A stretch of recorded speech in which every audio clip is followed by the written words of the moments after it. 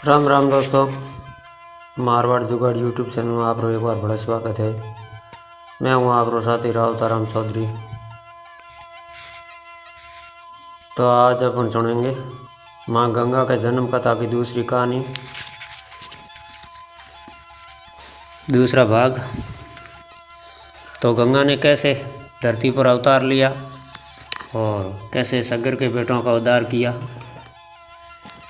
तो जब महाराज सगर को बहुत दिनों तक अपने पुत्रों की सूचना नहीं मिली तो उन्होंने अपने तेजस्वी पौत्र अंशुमान को अपने पुत्रों तथा घोड़े का पता लगाने के लिए आदेश दिया।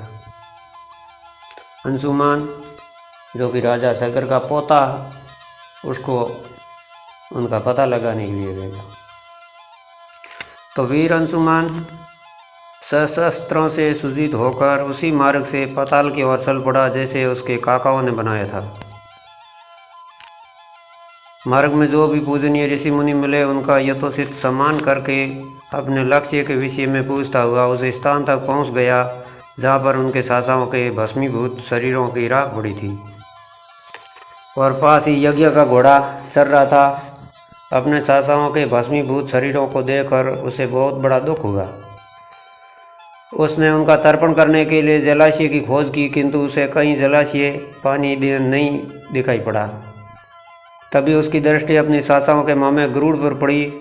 उन्हें सादर प्रणाम करके अंशुमान ने पूछा कि बाबा जी, मैं आपका तर्पण करना चाहता हूँ। मैं इन 60,000 पुत्रों का मतलब भाइयों का काकाओं का तर्पण करना चाहता हूँ। पास में यदि कोई सर्वर हो तो कृपा करके इनका पता बताइए। यदि आप इनकी मृत्यु के विषय में कुछ जानते हो तो वो भी बताने की कृपा करें। तो गरुड़ जी ने बताया कि जिस प्रकार उसके शासकों ने कपिल मुनि के साथ उदंड व्यवहार किया था, जिसके कारण कपिल मुनि ने उन सबको भस्म कर दिया। इसके पश्चात गरुड़ जी ने अंशुमान से कहा कि यह सब अलौकिक शक्ति वाले दिव्य पुरुष के द्वारा भस्म किए हुए हैं, अतः लौकिक जल से तर्पण करने में इनका उद्धार नहीं होगा।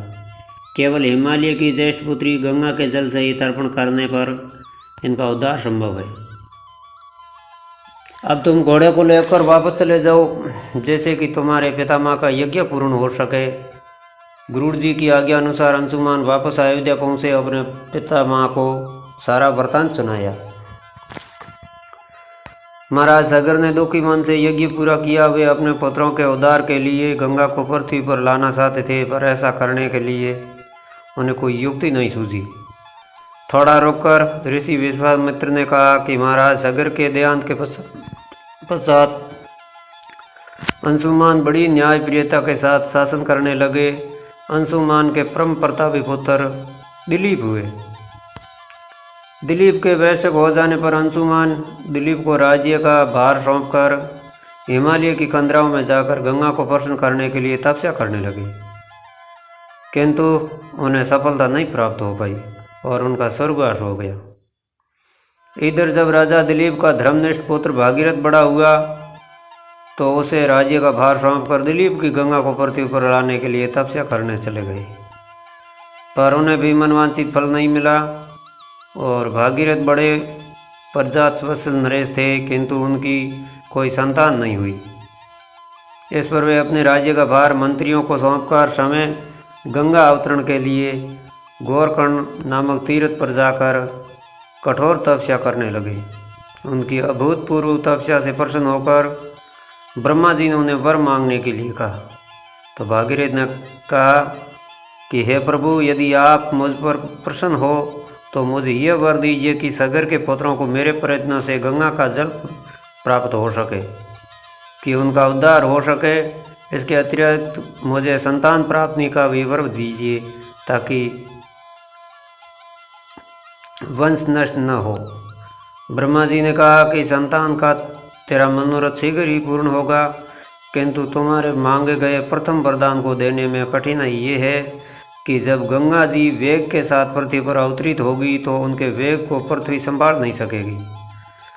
गंगा जी के वेग को संभालने की क्षमता महादेव जी के अतिरिक्त किसी में नहीं है, इसलिए तुम्हें महादेव जी को प्रसन्न करना होगा।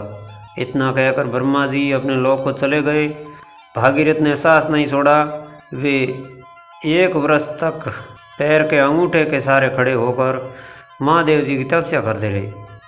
केवल वायु के अतिरिक्त उन्होंने किसी अन्य वस्तु का भक्षण नहीं किया।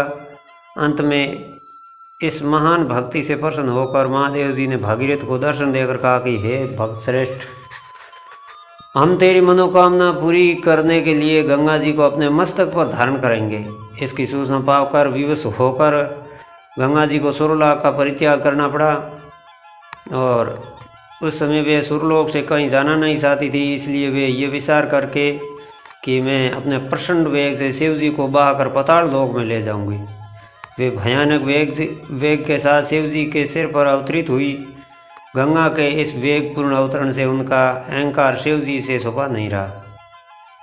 महादेव जी ने गंगा की वेगती धाराओं को अपने जटाजूट में उलझा लिया। गंगा जी अपने समस्त प्रयत्नों के बाद भी महादेव जी की जटाओं से बाहर नहीं निकल सकी। गंगा जी को इस प्रकार शिव की जटाओं में विलीन होते देख भागीरथ ने फिर शंकर जी की तपस्या की। भागीरथ जी की इस तपस्या को प्रसन्न होकर भगवान शंकर ने गंगा जी को हिमालय पर्वत की स्थित बिंदुसर में छोड़ा। सूरते ही गंगा की 7 धाराओं में बंट गई।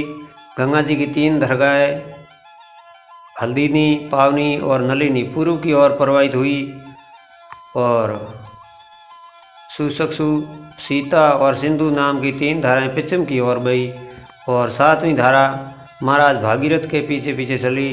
जिधर जिधर भागीरथ जाते थे उधर उधर ही गंगा जी जाती थी। स्थान स्थान पर देव, यक्ष, किन्नर, ऋषि, मुनि आदि उनके स्वागत के लिए एकत्रित हो रहे थे।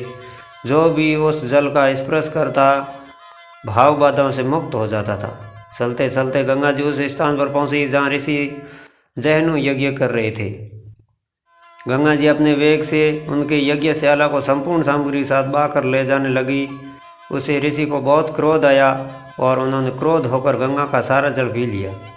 यह देखकर समस्त ऋषि मुनियों को बड़ा विस्मय हुआ और वे गंगा जी को मुक्त कराने के लिए उनकी स्तुति करने लगे।